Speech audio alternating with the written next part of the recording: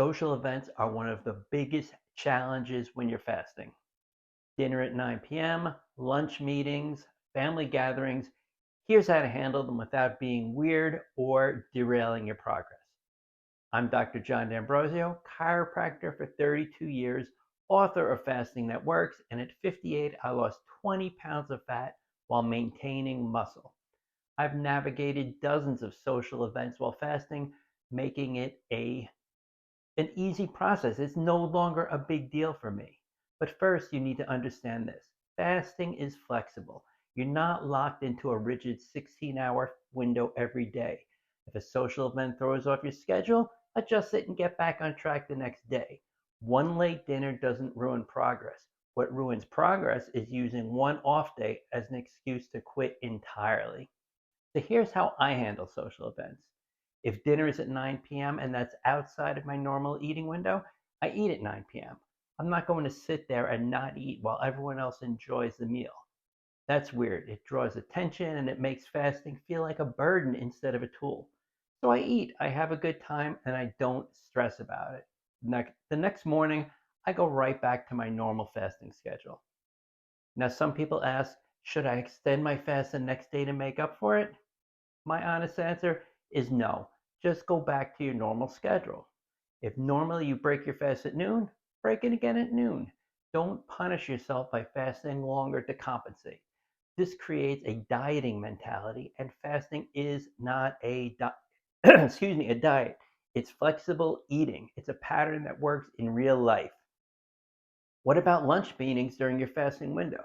You have a few options for this. One, have black coffee or tea and don't eat. No big deal. Most people won't notice and they won't care. If they ask, just say I had a late breakfast. Simple, no big explanation needed.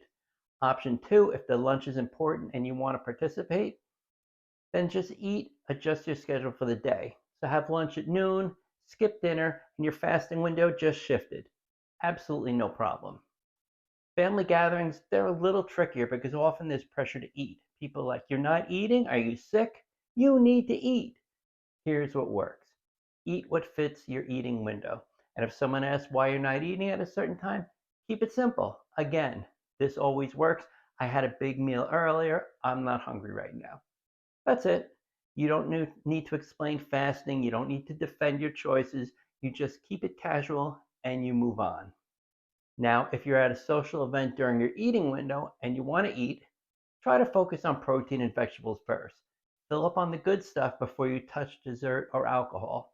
This keeps your blood sugar stable, your insulin moderate, and you avoid the crash that comes from eating junk on an empty stomach. I've learned this the hard way. You can enjoy yourself without wrecking your progress, and that's key. Again, you're making it sustainable. Alcohol is another challenge at social events. Alcohol breaks your fast, and it can also tank your willpower and make you eat things that you normally would not. If you're going to drink, do it during your eating window, not during fasting hours. And if you do drink, stick to lower carb options like dry wine or spirits with soda water. Avoid sugary cocktails and beer, which spike insulin and make fat loss harder. And try to have some protein and fat in your stomach beforehand. Here's the mindset shift. Social events, they're a part of life. Fasting is a tool to help you lose fat while maintaining muscle, but it's not a prison. It's if an event throws you off schedule, you adjust. You don't avoid social events forever. Don't become the person who can't enjoy life because of a diet. You just handle it, you get back on track the next day, and you keep moving forward. This is again what makes it sustainable. Better done than perfect. That's the motto. And if you're fasting consistently 80 to 90% of the time, you are winning. The occasional off day doesn't matter. What matters is consistency over time. So go to the dinner, have a good time, eat the food, and don't stress. The next morning, you're right back to your normal routine. So here we go, bottom line. Social events do not have to derail your fasting. Adjust your schedule, keep it simple, don't make it weird, and get back on track the next day. Fasting is flexible enough to work with real life.